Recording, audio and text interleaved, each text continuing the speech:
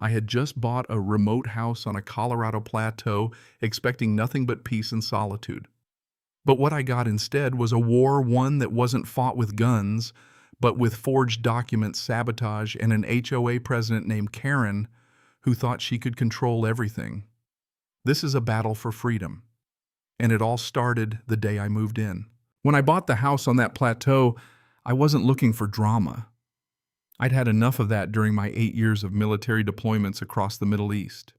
I had seen too much done, too much, and all I wanted now was clean water, silence, and the certainty of knowing where every entrance and exit was. That's what this house offered me, a fortress surrounded by ponderosa pines and cliffs that dropped off 100 feet in every direction. A place where no one would stumble onto me by accident. I rolled up the gravel road in my F-35. Oh, the tires kicking up dust into the sharp Colorado sky. Behind me, 3 moving trucks were packed with everything from solar converters to a reinforced gun safe.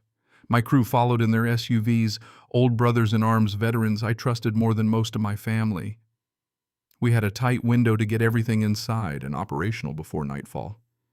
The air was thin, the sun was sharp, and the only sound was the birds and the low hum of a generator we were testing. The house itself sat perched on solid bedrock with a steel-reinforced foundation and triple-sealed windows. It wasn't just a home. It was my sanctuary, my off-grid retreat. Everything was going according to plan until I heard the engine. It started as a soft buzz, then grew into a high-pitched whine. We all turned instinctively, hands hovering near holsters. A red ATV came bouncing up the dirt path, kicking up gravel and pine needles like it owned the mountain. Behind the handlebars was a woman in a neon vest, her clipboard flapping against her chest with the words Upper Willow Ridge HOA stitched onto her back like some absurd badge of authority. She didn't stop at the edge of the property. No, she drove straight onto it. I walked toward her, calmly wiping sweat from my forehead. She dismounted with the urgency of someone who thinks yelling equals control.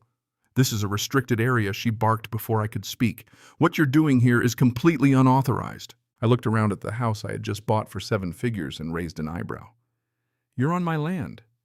Can I help you with something?" "I'm Karen Woolbridge," she said as though she expected me to salute. "President of the Upper Willow Ridge Homeowners Association. This entire plateau is considered a functional extension of our community. It's been used as public recreation space for years." I kept my tone level. "Ma'am, this property was sold to me through a private land trust. It's not part of your HOA. I have the recorded deed, GPS boundary markers, and legal confirmation from the county clerk. If you'd like to see the documents, I'd be happy to show you." "I don't need to see your fake paperwork," she snapped, waving her hand dismissively. "This is community land, and I will not have someone like you turning it into some kind of paramilitary bunker." Behind me, Zach let out a low chuckle. He was standing next to a pallet of solar batteries and a tactical hoodie, sunglasses glinting in the sun. Probably not helping the optics. "I suggest you pack up and leave," Karen said, mounting her ATV again. "Before this gets formal." I took one step forward. "If you come onto my land again without permission, I'll consider it trespassing. That's not a threat. That's a legal fact." She revved the engine. "You'll regret this," she spat over the noise. "You don't understand how things work around here." I smiled slightly. "I understand private property." She sped off, tires spinning, disappearing down the ridge. I turned back toward the house, heart rate steady. Zach whistled. "You always pick the fun places, Taggart." "Just another day in the American wilderness," I said. But in the back of my mind, I already knew it wasn't over. People like Karen don't like being told no, especially not by people like me. It didn't even take an hour.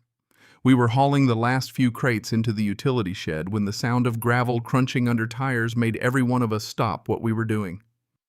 3 black and white SUVs crawled up the path. County sheriff's vehicles, light bars off but unmistakable. A little overkill for a wellness check. Way too much for a neighborly chat.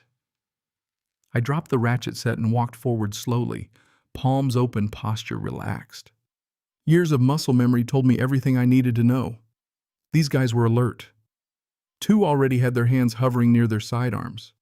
1 had a rifle slung across his chest. Not standard issue unless you're expecting real trouble. Zach stepped up beside me. "That for the bears or for us?" "Don't provoke," I muttered. "We're the ones holding the line here." The lead officer stepped out, a tall guy, mid-40s, crew-cut, eyes scanning like a drone. His badge read Lear Rogers. His first words weren't a greeting.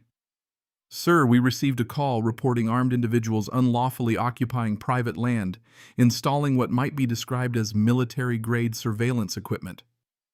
Are you the property owner? I nodded, calm as a pond. Name's Aiden Taggart. I am. I've got the deed county map and documentation right inside. Want to see? Rogers didn't relax. We'd appreciate it if you retrieved those documents slowly. I kept my pace casual, no sudden movements.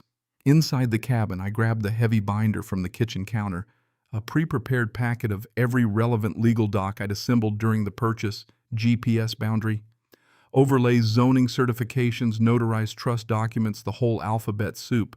I handed it over without a word.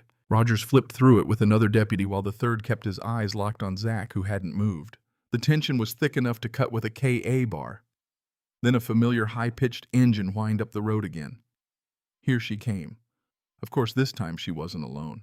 A small group of HOA followers, 4 or 5 of them all in matching navy polos and khakis, stood a few paces behind Karen like some kind of suburban tribunal. She didn't wait for the sheriff to finish. "There they are," she shouted. "That's them. I told you. They've got equipment. They've got weapons. They threatened me. This is a hostile occupation." Rogers held up a hand. "Ma'am, I'm reviewing legal property documentation now." Karen scoffed. "You think those papers mean anything? That Plateau has always been public use land. Kids hike up here. Our community picnics, we have trail signs." "Not on this property," I said, stepping forward, voice firm. "There's no legal easement, no right-of-way, and no record of this parcel ever being part of Upper Willow Ridge. It's been private land since the 80s. Karen's voice turned shrill. "It doesn't matter what the papers say. This man is building fortifications. He has military training. He could be a danger to all of us." Rogers looked at her, then back at the documents. "The county's GIS data matches his records. The trust ownership is clean. The property is not under HOA jurisdiction." Karen blinked. "Excuse me." Rogers closed the binder and handed it back to me. "Mr. Taggart is within his legal rights to occupy and modify his property. Unless you have evidence of a crime, there's nothing we can do." The other officers visibly relaxed. One even nodded slightly toward Zach, who winked in return. But Karen, though, doubled down. "He's got surveillance towers. What if he's watching our homes, recording our children?" I almost laughed. "They're thermal cameras for wildlife. I don't care what color your house is or how often you host book club." She turned beet red. "This isn't over. I have rights." "You don't have my rights," I replied. Rogers gave her a long look. "Ma'am, I'm advising you to leave the property. Harassment and false reporting are both things we take seriously." Karen opened her mouth, then closed it. One of her entourage whispered something. She whipped around and stormed off her little pack, trailing after her like confused ducklings. Before the sheriffs left, Rogers pulled me aside. His voice was quieter now. "You didn't do anything wrong, Mr. Taggart, but I'd strongly recommend installing security. Real security. These folks might not take no for an answer." I nodded.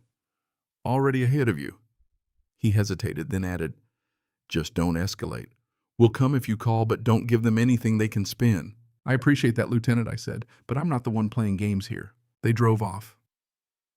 As the dust settled and silence returned to the plateau, I turned to Zach. "Think she's done?" "Not even close," I said. And with that, I went to dig the motion detectors out of the crate.